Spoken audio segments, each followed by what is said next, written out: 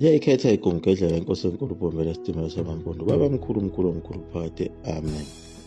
Wayelokhu eqhubeke njalo uShembe, nazo lezi phicaphiccwana zokuhamba kwakhe emhlabeni, njengoba wayeseqambe nazo izihlabelelo ezichaza khona ukuthi useyahamba emhlabeni, njengoba ngawo unyaka 1932 esemzini wakhe wakhona kwesakamthetho okuthiwa kuseThembalinde, wazwakala ehlabelela esinye isihlabelelo esithi ngiyahamba ngikhathele, ngiya kulelo lizwe lobumi.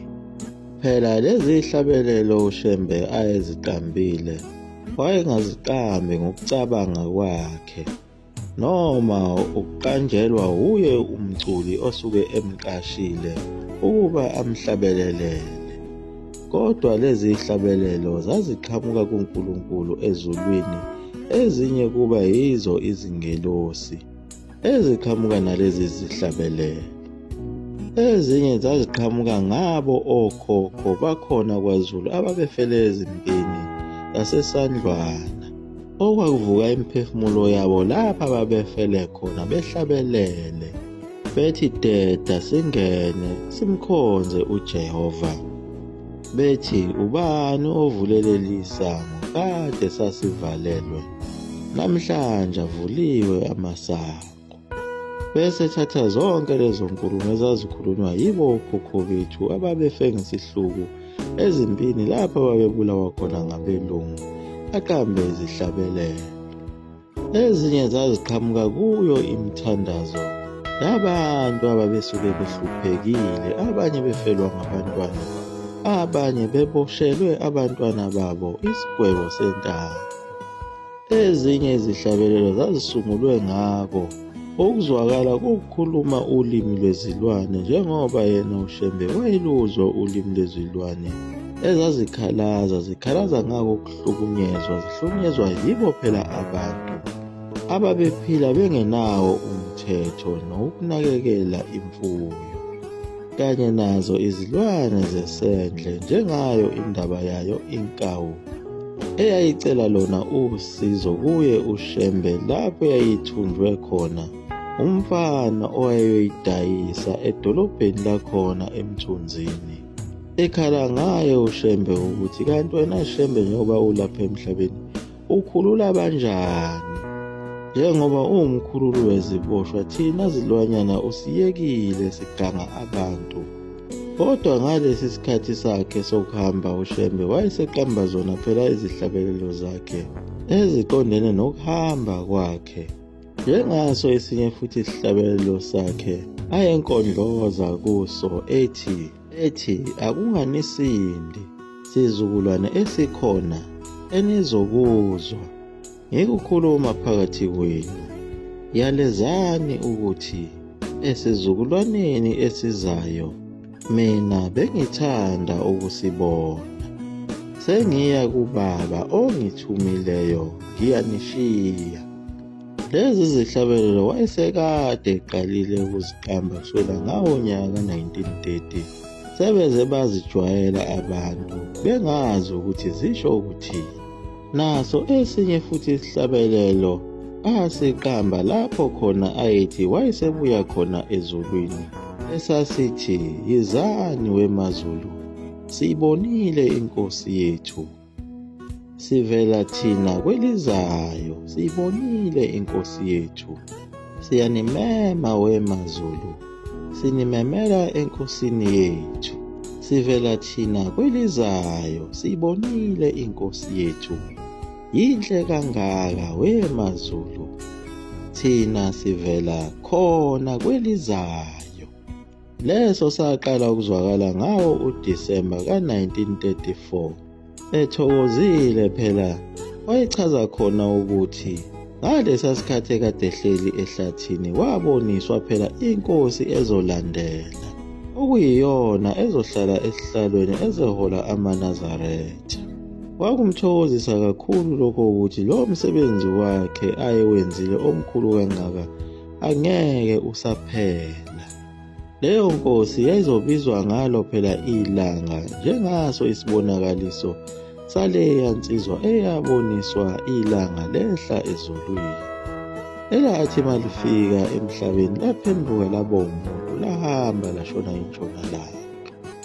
Waphinda uShembe wakhuluma futhi nangawo unyaka 1933 eyaleza ukuthi ngelanga ayofihlwa ngalo ethuneni abantu beze bengalenzi iphutha lokuthi bekhale. Kodwa akoba khona umgidi, kugidwe njengoba kusuke kuyimihlangano. Wathi uma eqeda leyo nkulumo yakhe uShembe wabonakala esebiza inkosazana uMaMntungwa, owevele wayibuza umbuzo oxakile. Wathi kuyo, "Mntanami, uyathanda ukubona umuntu engena ezulwini na?" Yavuma inkosazana uMaMntungwa. Wabe sethi uShembe, "Uma kunjalo mntanami, lungisa-ke izimpahla imithwalo yethu esohamba nayo. Kusasa siyahamba siya khona kwela kwaZulu endaweni yasePort Danford eNelisiwe. Siyongenisa umjadu ezulwini ngoba akangenanga, waboshwa. Wadla ingqaqamazinyo opondo ababili, 4 randi. Phela umjadu lona wayehlulwe yiyo le mithetho eyayiqinile yakhona ekuphakameni, kodwa hhayi ukuthi ngoba yayiqinile, ingenxa yokuthi abantu basebeze bajwayela kakhulu izono. Njengoba kwakufike zona phela izimishini zabakhipha abantu emthethweni kaNkulunkulu, base bejwayela kona ukuphambana nomthetho kwaze kwaba mnandi kubona. Nabo laba babesanamathele emasikweni ayesonakele ngenxa yawo ukulahleka kwalo ulwazi. uShembe wayewushayile umthetho wokuthi intombi yakhona ekuphakameni iyoganana nensizwa yakhona ekuphakameni, njengazo iziprofetho ezazishiwo yibona abaprofethi omfazwe noZandile Nkabinde ukuthi leli Jerusalema elisha elizokwakhiwa, intombi iyolinda ilinde insizwa eyoganana nayo ngendlela kaNkulunkulu wasemandulo, kusinwe esigcawini, hhayi umshado omhlophe owawufike nezimishini. Babewuchithile yonke leyo mshado abaprofethi ababekhulume noNkulunkulu, njengoba naye uZandile Nkabinde wayishilo ukuthi ubumnyama konke lokhu okwakufike nabelungu, ukukhanya kuyeza kuyofika naye uShembe. Kodwa yena umjado wasePort Danford waphoseka kuso isinyama lesi uShembe ayethi uyabakhipha kuso abantu abamnyama. Njengoba leli khehla lakamjado, indodakazi yakhe yahlubuka esontweni lakhona ekuphakameni, yayoqoma ngeduku, yaqoma insizwa eyayingakholwa eyayiziphathela izinduku. Leyo nkeshemba yafika phela izokwenza isicelo sokulobola, yabe isiyikhipha ingqaqamazinyo engu-4 randi. Leli khehla lakamjado lathatha lalayisha esiswini, lijabulela imali kanti selenza isono sokuthi sidle le ngqaqamazinyo yale nkeshemba eyayingakholwa, ngoba phela umthetho wakhona ekuphakameni, njengoba lamakhosazana ayikhuliswe khona ngendlela eqotho. Kodwa bonke lobo buhle babe sizodliwa yiyo inkeshemba eyayizisuthele isiqatha sayo, iganwe intombi ehloniphayo, efundisiwe nehloniphayo. Kodwa yona inkeshemba ibingelenzalanga lutho ibandla lamaNazaretha, iqhamuke isizozitholela nje umhlomulo osetshenzwe kanzima kukhuliswa laba bantwana. Bekhuliselwa khona phela ukuthi bebe ngomakoti baseNazaretha ukuze bezozala abefundisi.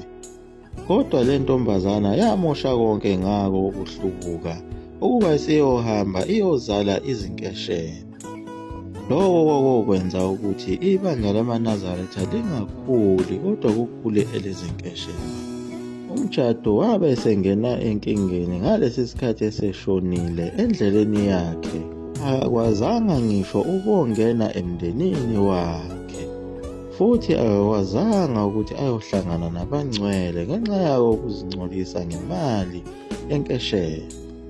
Wafike waboshwa kulo kwelamathongo. Leli khehla lakamjado laba nenhlanhla ukuthi uShembe akwazi ukubona lokho ukuthi alingenanga ezulwini nasemndenini. Wabe esethatha isinqumo sokuthi aphuthume khona kwelase-Port Danford ngokushesha. Waze wafika uShembe kwelase-Port Danford ehamba naye uMaMtungwa ngenhloso yokumkhombisa ukuthi abone ukuthi umuntu ungeniswa kanjani ezulwini. Uma befika khona kwathiwa bonke abantu mabakhe izimbali bese kuthi izingane zikhe amanzi. Wabe sehamba uShembe waya ethuneni lalo ikhehla lakamjado wayothandaza khona. Wabe seyalela izingane ukuthi azichele ngawo lawa manzi ebeziwakhile khona lapha ethuneni lakhe umjado.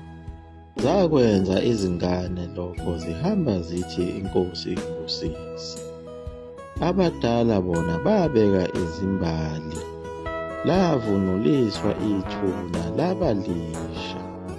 Ngangempela ikhehla lakamjado lavela emndenini ngazo izibonakaliso ukuthi seliphunyukile lapho kade liboshwe khona, lahamba layohlangana nabo abangcwele. Liyaguga lapho eGumkandlela, mzukulu amafutha omkhulu, into emeswa konke. Amen.